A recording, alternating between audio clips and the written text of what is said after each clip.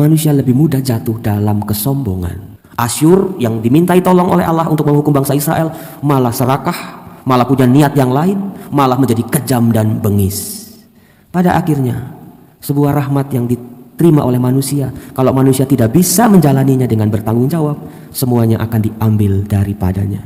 Silakan pada pagi hari ini tanyalah dengan diri kita masing-masing, Tuhan memberikan aku tugas apa dalam hidup ini? Apa sih tugas kita dalam hidup? Kan pasti bukan cuma bangun, tidur, makan, tidur lagi, bangun lagi, tidur lagi. Pasti bukan itu. Ada begitu banyak tugas yang harus kita selesaikan dalam hidup. Tapi kita juga percaya dalam memberi tugas itu, Tuhan memberikan kita kekuatan. Entah itu rahmat, entah itu kemampuan, entah itu harta sekalipun, kesehatan sekalipun, kemampuan-kemampuan yang tidak dimiliki oleh orang lain. Bertanyalah juga, apakah kita sudah bertanggung jawab menjalani tugas itu, menggemban kekuatan-kekuatan atau rahmat-rahmat itu.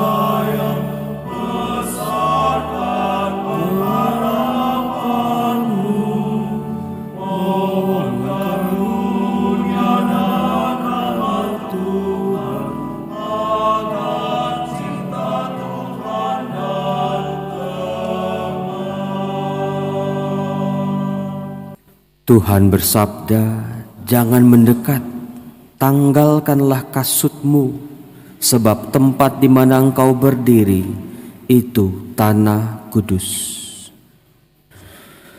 Dalam nama Bapa dan Putera dan Roh Kudus, Tuhan bersertamu. Selamat pagi Romo Aji. Selamat pagi Ibu Bapak, para suster, saudara-saudaraku yang dicintai oleh Tuhan. Mari di pagi hari ini mulailah dengan rahmat, mulailah dengan kebaikan. Sebab kebaikan adalah energi paling murni dalam kehidupan manusia. Mari sebelum kita berpikir terlalu jauh, pikirkanlah apa yang baik. Singkirkan segala hal yang merintangi kita dari Tuhan, termasuk salah satunya adalah kesombongan. Kita akui, kita sering kali jatuh dalam hal itu. Ibu, Bapak, para suster, Romo Aji, saudara-saudaraku terkasih, sungguh luar biasa saya Romo Yosef dari Jakarta boleh diberi kesempatan oleh Tuhan dan juga oleh umat, oleh pastor di tempat ini boleh merayakan Ekaristi, sebuah oase rohani, gereja, rumah Tuhan, tempat orang mencari rahmat, mengalir luar biasa. Sungguh indah tempat ini.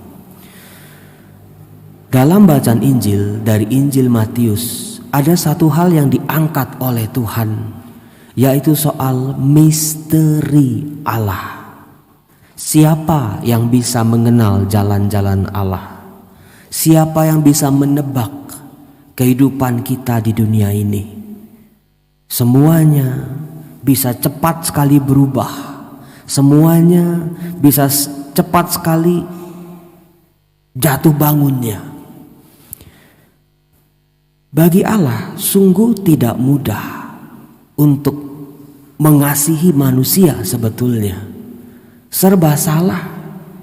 Manusia dikasih kekayaan, dikasih derajat yang tinggi, dikasih kedudukan, dikasih berkat macam-macam.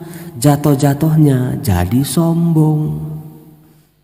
Nggak dikasih apa-apa, bilangnya Tuhan jahat.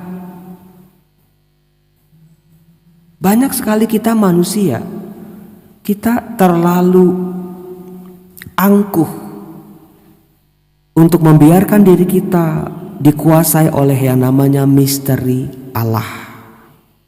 Saudara-saudaraku, sejak Pentakosta kemarin, gereja melalui bacaan-bacaan pertamanya menggaungkan kembali suara nabi-nabi. Kita bisa melihat bagaimana para nabi diutus oleh Tuhan untuk mendampingi umatnya. Tapi mendampingi bukan sekedar mendampingi. Para nabi memberi kekuatan, semangat kalau umatnya lagi loyo. Tetapi para nabi juga seringkali diutus oleh Tuhan untuk menyentil, untuk menyadarkan hidup umatnya kalau sudah salah jalan. Kita para nabi bisa dipahami kalau kita mengerti bahwa sejak kerajaan Daud, masa kejayaan itu hancur, itu umat Israel hidup dalam kemakmuran sebetulnya. Jadi saya ulangi, setelah kerajaan Daud digantikan oleh anak-anaknya, itu kerajaan Israel sedang makmur-makmurnya, damai sebetulnya. Tetapi yang terjadi justru umat ini jatuh dalam kesombongan. Umat ini malah menindas sesamanya sendiri. Umat ini hidup jauh dari jalan Tuhan. Justru ketika hidup mereka enak, hidup mereka makmur, mereka malah menyembah berhala-berhala, menindas orang miskin, merampok harta para janda. Disitulah para nabi mulai diutus oleh Allah. Amos, Hosea, Yesaya yang kita dengar ini, untuk mengingatkan bangsanya yang salah jalan. Allah mengutus sebuah bangsa namanya bangsa Asyur. Bangsa yang tadinya tertindas tapi jadi bangsa yang hebat, bangsa yang megah, bangsa yang pinter, mengandalkan akal budi mereka. Tuhan mengutus mereka untuk menghukum bangsa Israel. Tapi apa yang terjadi? Lagi-lagi manusia lebih mudah jatuh dalam kesombongan. Asyur yang dimintai tolong oleh Allah untuk menghukum bangsa Israel malah serakah, malah punya niat yang lain, malah menjadi kejam dan bengis. Pada akhirnya sebuah rahmat yang diterima oleh manusia, kalau manusia tidak bisa menjalaninya dengan bertanggung jawab, semuanya akan diambil daripadanya. Saudara-saudaraku yang terkasih, silakan pada pagi hari ini tanyalah dengan diri kita masing-masing. Tuhan memberikan aku tugas apa dalam hidup ini? Apa sih tugas kita dalam hidup? Kan pasti bukan cuma bangun, tidur, makan, tidur lagi, bangun lagi, tidur lagi. Pasti bukan itu. Ada begitu banyak tugas yang harus kita selesaikan dalam hidup.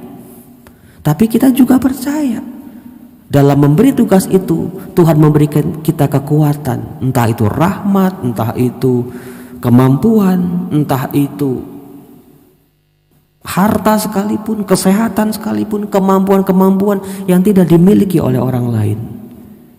Bertanyalah juga, apakah kita sudah bertanggung jawab menjalani tugas itu, mengemban kekuatan-kekuatan atau rahmat-rahmat itu.